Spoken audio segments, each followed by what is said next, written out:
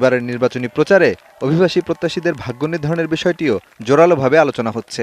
কারণ এরই মধ্যে ক্ষমতাসীন কনজারভেটিভ পার্টি বিতর্কিত রোয়ান্ডা বিল পাশ করে এ বাবদ খরচ করে ফেলেছে প্রায় ৫,০০০ কোটি টাকা।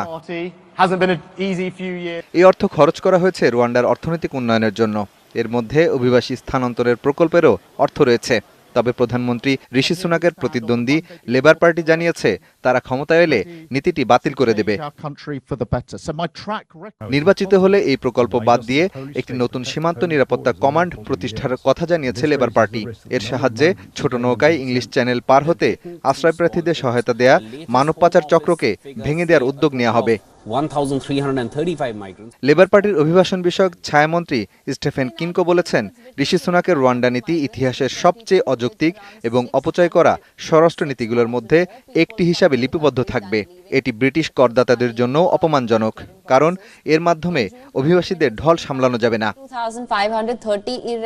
তবে ক্ষমতাসীন কনজারভেটিভ পার্টি বলছে, নির্বাচনে তারা জয়ী হলে আশ্রয়প্রার্থীদের নিয়ে রোয়ান্ডার উদ্দেশ্যে প্রথম ফ্লাইটটি উড়াল দেবে আগামী ২৪ জুলাই। ২০২৩-২৪ অর্থবছরে এপ্রিলের মধ্যেই রোয়ান্ডার অর্থনৈতিক সংস্কারের জন্য প্রায় ৪,০০০ কোটি টাকা দেওয়া হয়েছে। এই অর্থের পুরোটাই অফেরতযোগ্য।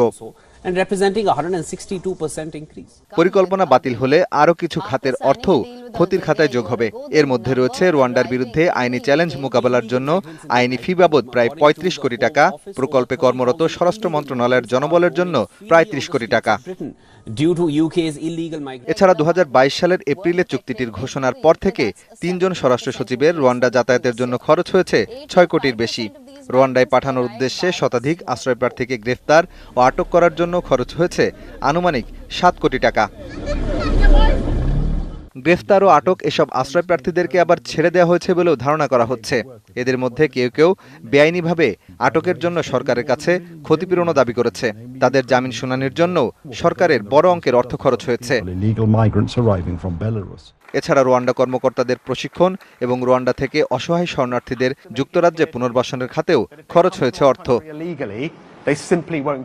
কনজারভেটিভ পার্টি নির্বাচনে না জিতলে অফেরতযোগ্য এই হাজার হাজার কোটি টাকার কি হবে তা এখনো স্পষ্ট নয়। এ বিষয়ে জানতে চাইলে দলটির পক্ষ থেকে আনুষ্ঠানিকভাবে কোনো উত্তরও দেওয়া হয়নি।